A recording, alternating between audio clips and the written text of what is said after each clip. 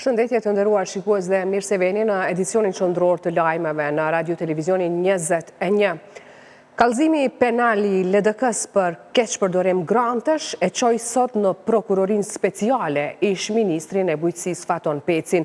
Ai tha se aty demantoi shpifjet ndaj tij, ndërsa paralajmëroi padi për parizgurin e LDK-s.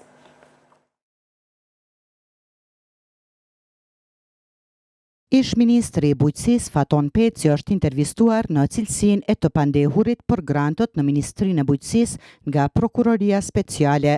Faton Peci është intervistuar në cilësinë e të pandehurit në rastin e granteve, I cili është në trajtim nga Prokuroria Speciale e Republikës së Kosovës, thuhet në njoftimin e kësaj prokurorie.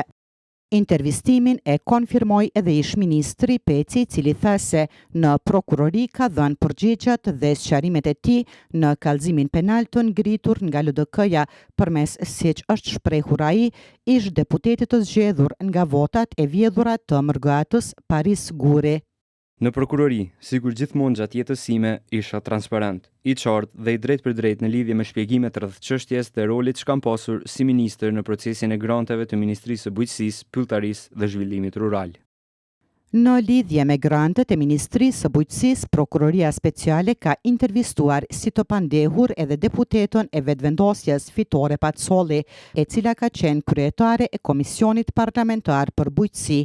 Lajmin për Radio Televizionin 21 e ka konfirmuar zëdhënësja Prokurorisë Speciale Nora Luta.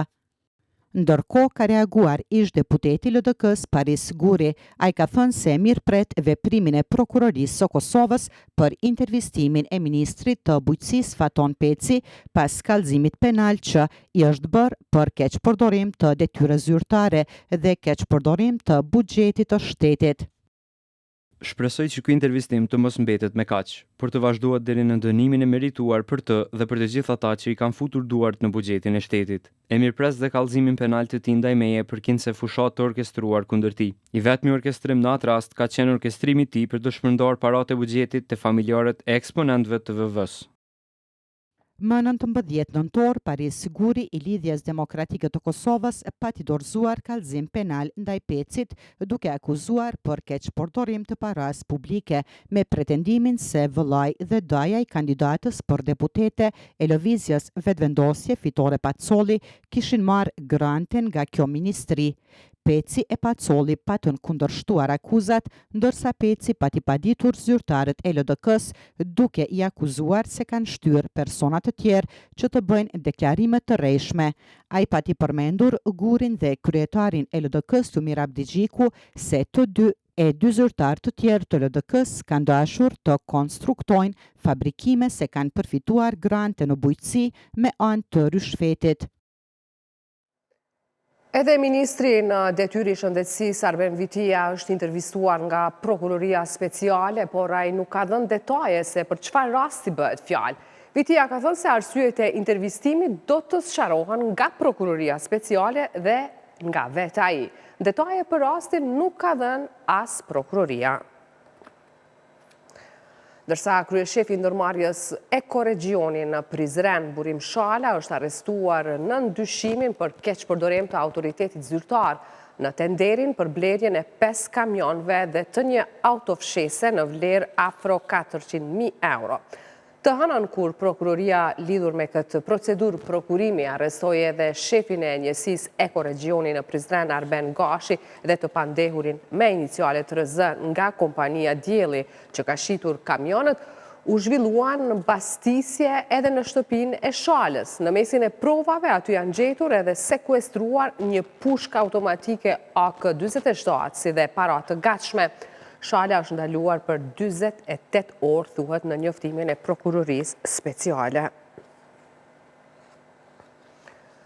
Ndërkohë që Prokuroria po vazhdon hetimet dhe arrestimet për manipulim votash, sot pritet të përmbyllet procesi I rinumërimit të gjitha vendvotimeve. Shpallja e rezultatit përfundimtar pas përmbylljes së ankesave. Orët e pasdites së sotme pritet të jenë vendimtare për përmbylljen e procesit të rinumërimit të gjitha vendvotimeve, ndërsa gjasat janë që shpallja e rezultatit përfundimtar të bëhet të shtunën.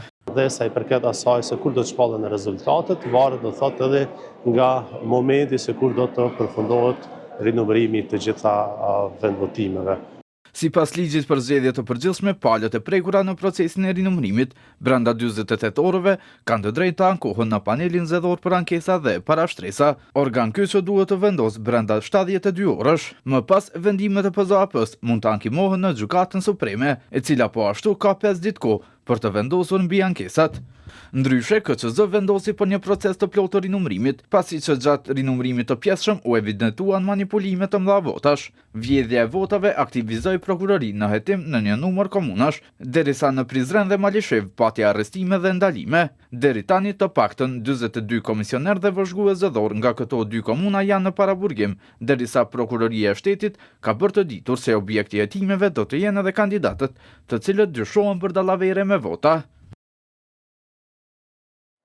Lëvizja vetëvendosja ende nuk ka një qëndrim zyrtar ndaj vendimit të gjykatës kushtetuese, e cila ka gjetur shkelje në rastin e zgjedhjes së nënkryetarit nga komuniteti serb. Albin Kurti tha se janë në pritje të vendimit të plotën nga gjykata, ndërsa nuk e ka përjashtuar bashkëpunimin me partitë e tjera për zgjedhjen e presidentit të ri.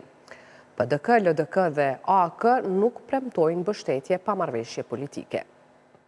Vendimi i gjykatës kushtetuese, i cili ka gjetur shkelje kushtetuese në rastin e zgjedhjes së nënkryetarit të kuvendit Nenad Rashiq, të cilin e kishin favorizuar deputetët e vetëvendosjes, për kryeministrin e detyrë Albin Kurti nuk e ka qartësuar gjithçka. Kurti tha se pret vendimin e plot për të marrë një qëndrim nëse do ta respektojnë apo jo, megjithse nuk ka hezituar që ta përsërisë se nuk e ka të lashë formimin e qeverisë dhe konstituimin e kuvendit, por Kurti ka kërkuar bashkëpunim me ish opozitën për të i siguruar 80 votat e nevojshme për të i kalimin e sfidës së zgjedhjes së presidentit dhe miratimin e marrëveshjeve ndërkombëtare. Populli na ka dhënë një mbështetje shumë të madhe që është përgjegjësi e lartë për neve, për formimin e qeverisë nuk do të kemi asnjë problem, por për 2/3 e votave, kur nevojiten në kuvend, prej marrëveshjeve ndërkombëtare e deri te rizgjedhja e presidentes apo zgjedhja e presidentit, ne kemi nevojë për bashkëpunim me opozitën, por nga ana jon gatishmëria dhe interesimi ekziston. Sa i përket takimit me presidenten, padyshim që ne jemi në komunikim, edhe jemi takuar, por ta keni parasysh që ai do të jetë hapi i katërt. Por PDK vazhdimisht e ka kritikuar vetëvendosjen për shkelje kushtetuese gjatë seancave konstituive, duke dhënë edhe sinjale se nuk do ta votojnë Vjosa Osmanin për presidente. Deputeti i zgjedhur i PDK-s përparim Gruda tha se duhet të respektohen vendimet e gjykatës kushtetuese. Ju e dini që mbarvajtja e seancës konstituive e zgjedhjes nënkryetarëve të kuvendit nga minoritetet, po dhe shqiptar, udhëhiqet nga kryetari i kuvendit, që në këtë rast është nga lëvizja vetëvendosur dhe do të jetë prapë nëse do të zgjidhet, kështu që është kompetencë e kryetarit të kuvendit ta ekzekutojë vendimin gjyqësor të gjykatës kushtetuese në përpikëri. Në krejt traditën politike të PDK-s nuk ka ndodhur asnjëherë që të mos respektohen vendimet e gjykatës kushtetuese, prandaj mund të them këtu në emër të Partisë Demokratike që çdo vendim i gjykatës kushtetuese do të respektohet. Në LDK ende nuk kanë një qëndrim zyrtar nëse do ta votojnë Vjosa Osmanin për presidente apo ndonjë kandidat që vjen nga vetëvendosje për këtë post. Por ish deputeti i LDK-s Blerim Grajinca tha se deputetët e këtij subjekti politik nuk duhet të kenë vot për Osmanin, pasi siç tha ai, presidentja ka shndruar presidencën në zyre të vetëvendosjes. Jemi në një fazë mjaft interesante kur lëvizja vetëvendosje po bën kalkulime duke parë situatën e vështirë në cilën ndodhet LDK-ja për brenda, po e suporton me çdo kusht mbetjen e zotit Abdigjiku, kryetarit të LDK-s, thuhet se ka një marrëveshje për të hyrë një koalicion të brendshëm. Me sa e di unë, një pjesë e madhe deputetëve të LDK-s janë deklaruar se nuk e votojnë zonja Vjosa Osmani për shkak të dëmeve që i ka shkaktuar ajo dhe për shkak të faktit se ka shndruar institucionin e presidentes në një zyre të lëvizjes vetëvendosje. Vota për zonjën Osmani ka qenë gabim dhe do jetë gabim nëse votohet. Gjykata kushtetuese në vendimin e saj ka gjetur shkelje kushtetuese në rastin e zgjedhjes së nënkryetarit nga komuniteti serb Nenad Rashić. Në seancën e 10 tetorit të vitit e kaluar ishte zgjedhur nënkryetar Rashić, i cili e kishte marrë mbështetjen e vetvendosjes dhe të një pjese të deputetëve të LDK-s. 9 kandidatët e listës serbe për postin e nënkryetarit të kuvendit nuk ishin arritur të i siguronin votat e nevojshme për shkak se nuk ishin mbështetur nga deputetët e partive shqiptare. Juristja Anita Shabani në një intervistë për Radio Televizionin 21 ka kërkuar nga partitë politike parlamentare që ta respektojnë vendimin e gjykatës kushtetuese për zgjedhjen e nënkryetarit të kuvendit nga komuniteti serb. Sipas saj, çdo mos respektim i këtij vendimi çon në bllokat të re politike. Të gjykatës kushtetuese, e cila sqaron procedurat se si duhet të zgjedhet nënkryetari i kuvendit nga komuniteti serb, por ajo që o marë si shqetësuese nga partitë e tjera është kundërshtimi i Dimal Bashës, ish kryetarit të kuvendit. Gjykata kushtetuese ka të drejtë dhe kompetencë me interpretu dispozitat ligjore të secilit akt ligjor të cilat bien ndesh me kushtetutën. Domethënë, në momentit që ngritet çështja e mbrojtjes së ligjshmërisë dhe është në shpërputhje me Kushtetutën e Republikës Kosovës, atëherë aktivizohet gjykata kushtetuese dhe jep interpretimin e vet. Gjykata nuk ka hyrë në interpretime të procedurave të kuvendit. Pra nuk e ka shkel procedurën, nuk ka interpretu shkeljen e procedurave sikurse rendi ditës, mënyra si qysh me u marrë seanca, po në këtë rast kishin pas ndërhyrje tek pushteti, ndarja e pushteteve. Gjykata ka ndërhyrë kur janë prek të drejtat kushtetuese. Domethënë, në këtë rast merret me barazinë e deputetëve dhe me të drejtat e tyre. Në këtë rast, konsideroj se kryetari i kuvendit Dimal Basha e ka tentuar me delegjitimu vendimin e gjykatës. Nëse nuk kemi zbatim të vendimit, i bie që po shkojmë drejt një blokade tjetër për konstituimin e kuvendit. Na pëlqeu neve ose nuk na pëlqej, lista serbe është komuniteti më i madh i pakicës serbe në Kosovë, dhe pozita në nënkryetarit, me thonë drejtën, është pozitë komplet teknike. Na e kena listën serbe sot në kuvend, dhe ne kemi këtë kushtetut, e kemi këtë gjykat kushtetuese që japin interpretime duke u bazuar në këtë kushtetut, dhe na jena të prirur me i besu kësaj gjykate, sepse çdo tentim tjetër për delegitimim të kësaj gjykate do të thotë apo vendimeve të saj, kjo do të thotë që po zbehet besimi në institucionet gjyqësore dhe kjo mund të ketë pasoja shumë të mëdha për Kosovën.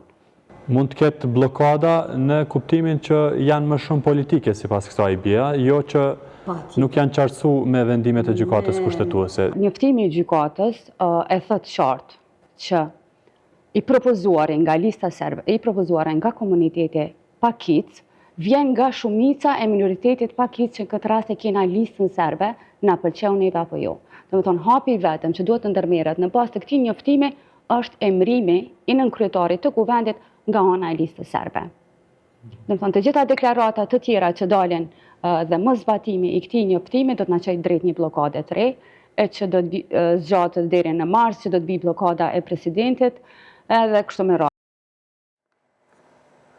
Pak orë kanë mbetur për fatin e udhëheqjes së re të LDK-s. Nesër Abdi Gjiku pritet të marrë vot besimin, ndërsa Hoti i del përballë si kandidat për të marrë postin me të cilin udhëhoqi deri tani. Të shtunën e 31 janarit, 355 delegatët e LDK-s pritet japin vot besimin apo jo Lumir Abdi Gjikut si kryetar partije. Ky kuvend u thirr pas rezultatit të dobës zgjedhore të LDK-s dhe kërkesave për dorëheqjen e Abdi Gjikut. Abdi Gjiku ftesën për vot besim e bëri publike vetëm një ditë pasi që ish kryeministri Abdullah Hoti shpalli kandidaturën e tij për kryetar të partisë. Këtë të shtunë mblidhemi për të diskutuar dhe për të vendosur mbi të gjitha çështjet tona, me vullnet të lirë dhe me votë të lirë, ashtu siç i takon një partie demokratike që respekton antarësinë e saj dhe asnjë interes tjetër veç saj. Ky është parimi ynë dhe mënyra jonë e veprimit. LDK nuk di ndryshe. Ndërkësh, fjalimi Abdi Gjikut pas shpalljes së rezultatit të votimeve të 28 dhjetorit, nga shumë kush u cilësua si dorëheqje.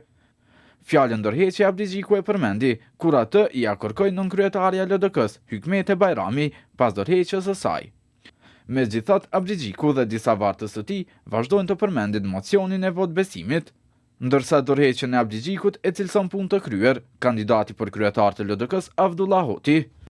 Pas dorëheqjes së kryetarit Abdigjiku për shkak të rezultatit të fundit zgjedhor, ju njoftoi se në mbledhjen e kuvendit të LDK-s së datës 31 janar 2026 do të kërkoj besimin tuaj për të prirë lidhjes demokratike të Kosovës. Hoti kërkoi mbështetjen e strukturave dhe degëve të LDK-s, ndërsa u zotua për një udhëheqje gjithëpërfshirëse. Lumir Abdigjiku u emërua kryetari i LDK-s në vitin 2021 dhe udhëhoqemi me këtë parti në 4 palë zgjedhje. Dhe para ti do t'i shpalosi e shfrytojmë të gjitha çështjet.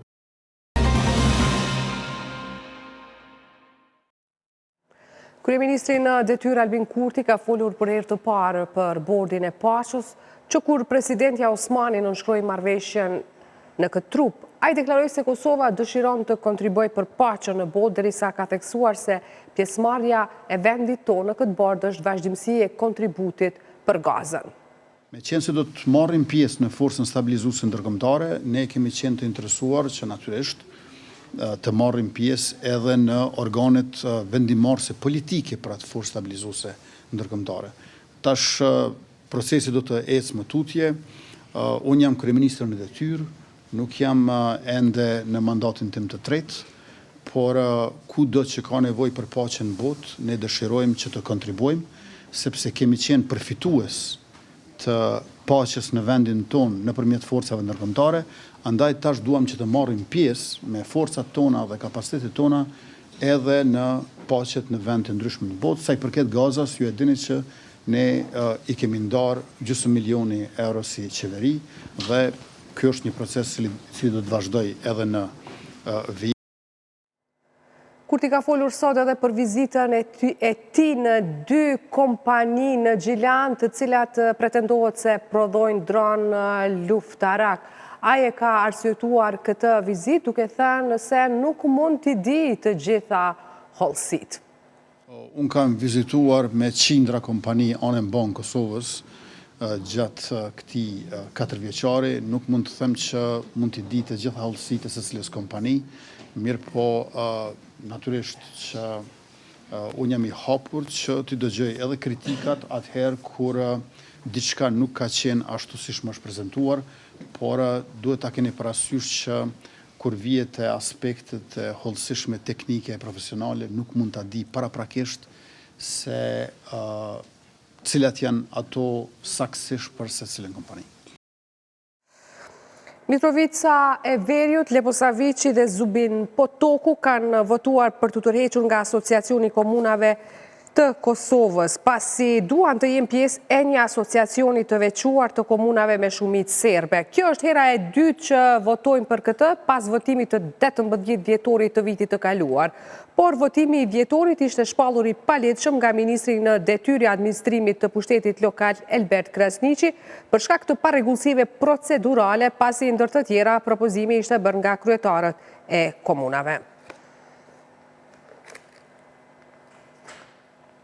Flasim tani për një temë tjetër. Incizimet e publikuara nga ligjërata për gjykatën speciale në shkollën Gjevdet Doda në Prishtinë kanë ngjallur reagim të ashpër të Partisë Demokratike të Kosovës. Kjo parti thotë se nxënësve u janë paraqitur pretendime që etiketojnë ish-krerët e UÇK-s si kryerës të krimeve të luftës, për çka kërkon llogarin nga Ministria e Arsimit.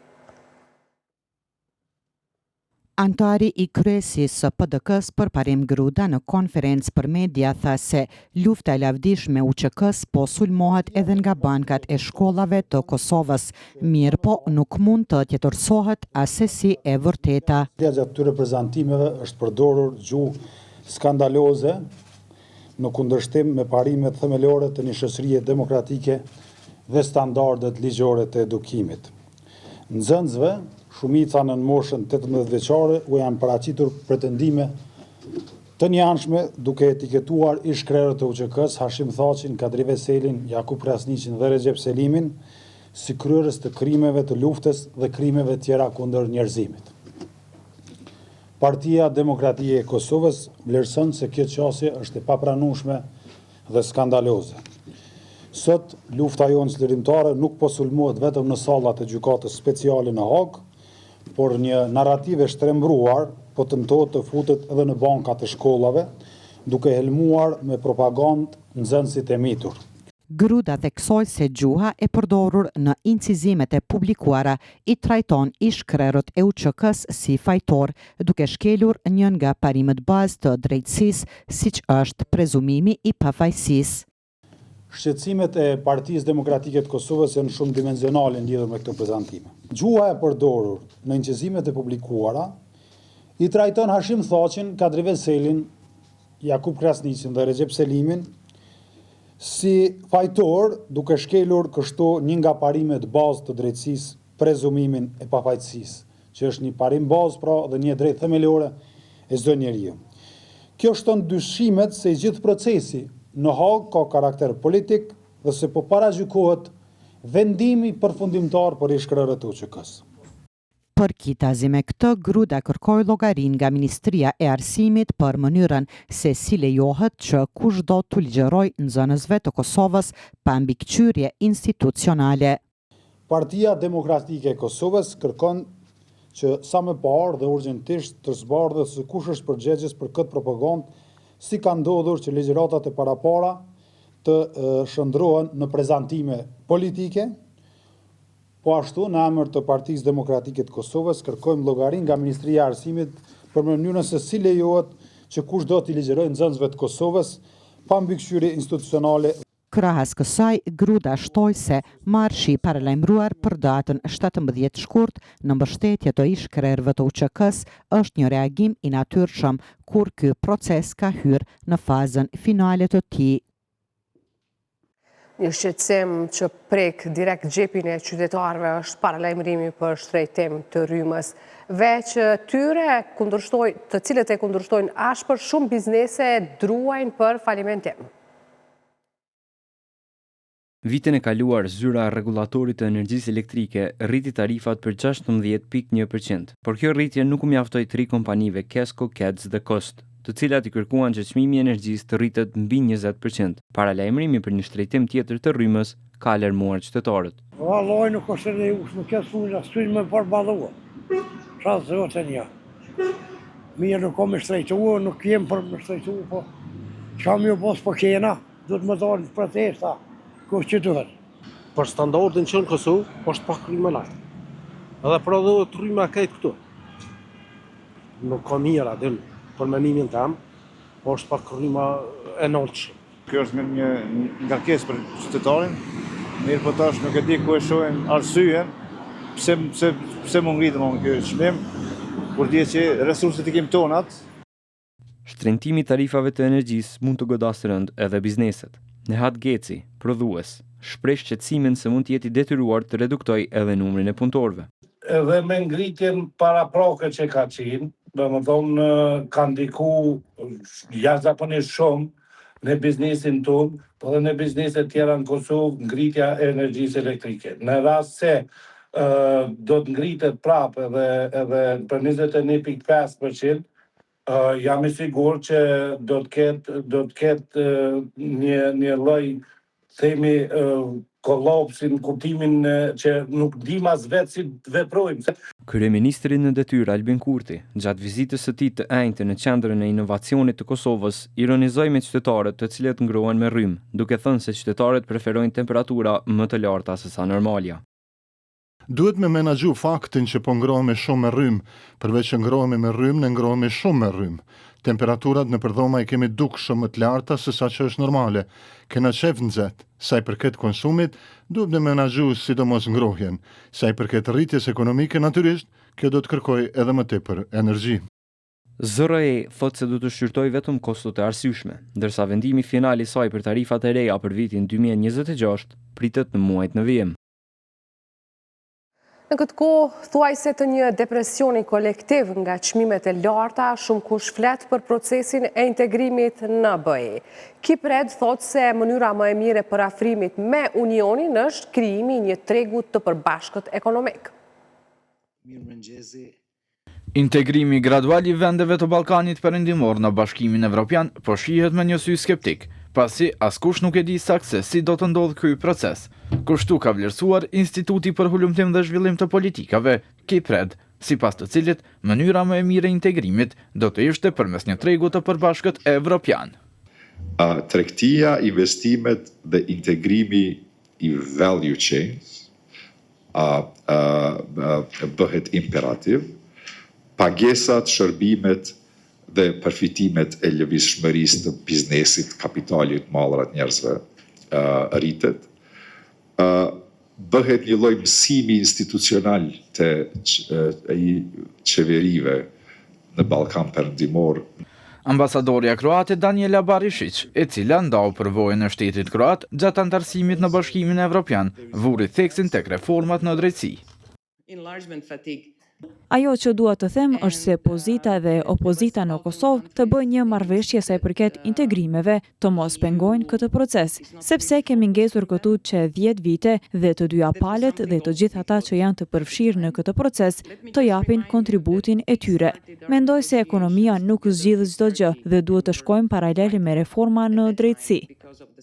Procesi i antarësimit të Kroacisë në Bashkimin Evropian u vlerësua si shembulli më i mirë për të ndjekur nga vendet e Ballkanit për antarësim në familjen evropiane. Ndërkohë, idetë për bashkëpunim ekonomik i ka vlerësuar si shumë të rëndësishme Senat Sabović nga Instituti i Evropës për Paqe. Por sipas tij, edhe Bashkimi Evropian, edhe vendet e Ballkanit duhet të dinë se çfarë do të ndodhë kur Shqipëria dhe Mali i Zi të antarësohen në Bashkimin Evropian. Sepse këto dy vende do të ndahen nga 6 vendet e Ballkanit Perëndimor, pra na duhet parashikimi dhe administrimi që cefta dhe tregu i përbashkët ushtrojnë.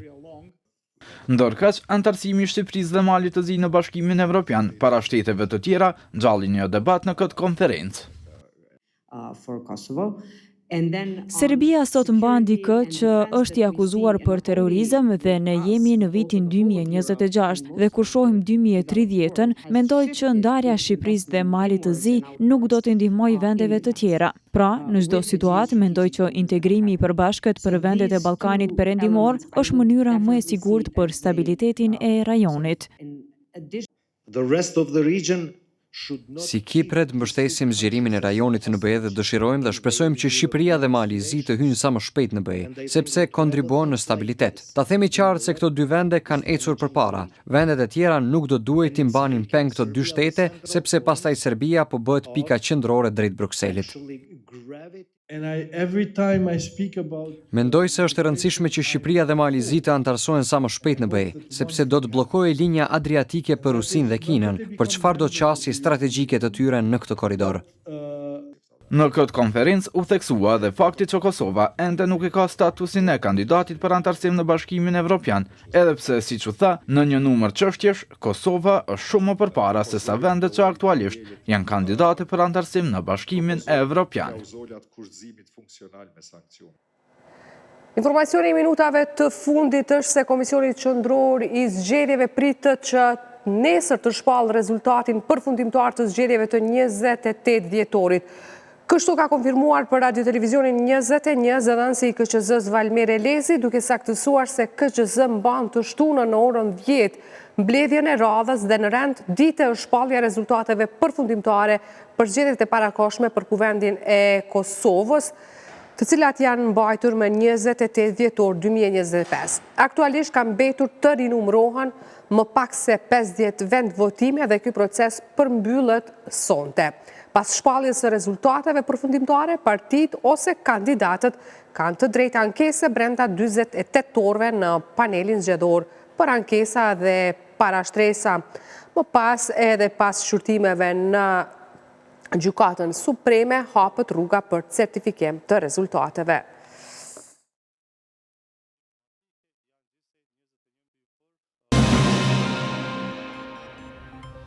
Tu e përfundojmë këtë edicion lajmësh, ndërkaq për informacionet më të fundit, klikoni në adresën tonë rtv21.tv. Mirëmbëngjes.